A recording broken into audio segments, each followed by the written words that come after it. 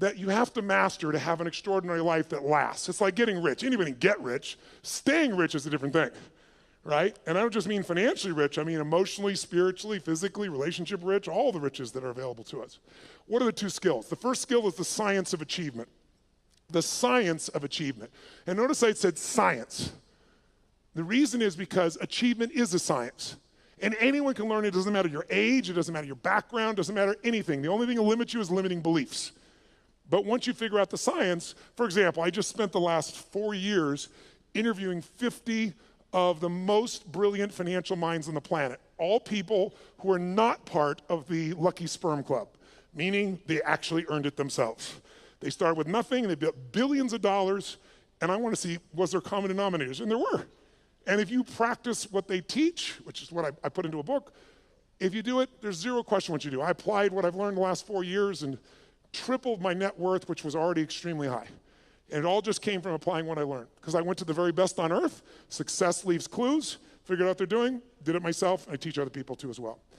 Your body, we're all unique biochemically, but not that unique. Meaning there's certain fundamentals related to health, vitality, and energy. There's certain laws. If you violate those laws, you're gonna have low energy and you're gonna have dis-ease in your body. That's what disease is, dis-ease, right? If you align with them, you're gonna have enormous amounts of energy and you're gonna have an extraordinary life because you'll have the energy to make it happen. But those are principles, there are laws. You violate them, you pay the price. Whether you like it or not doesn't matter. Your beliefs don't matter. What matters is those are the rules. Now, all of you in this room, my bet is, have achieved a hell of a lot, or you wouldn't even come here. The people that need something like this event the most rarely come. The people that are already successful, to some extent, they want more. They've got momentum, that's why they come. But let's point out real fast what does it take to achieve. I want to give you what I believe, and you tell me if this is right or wrong, and maybe the best way to do this is to measure it. So I want you right now to think of something that you've achieved in your life that once seemed difficult or impossible to you.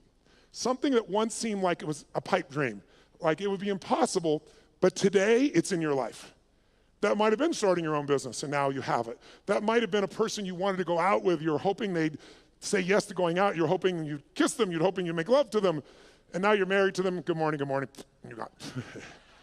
Law of familiarity, right? But it was once a dream, it was once like unbelievable, it seemed impossible.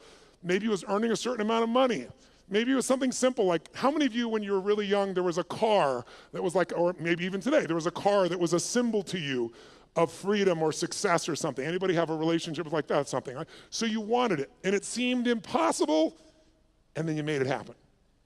How many can think of something right now that once was impossible, and it's in your life today, solid, you made it happen? Let me see your hands, say I.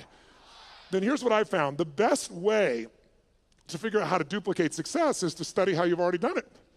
So think of that situation that once seemed impossible. It's now in your life. When it was impossible, what made it go from impossible to your life? Think about it. Well, what did you do to take this thing that seemed impossible and now it's in your life? But I would argue to you that there's 3 fundamental steps that everybody goes through at a minimum. If you took something once seemed impossible, it's there. And if we recognize what they are, you can go back to it and you know it works because you've done it before. And you can apply it to anything.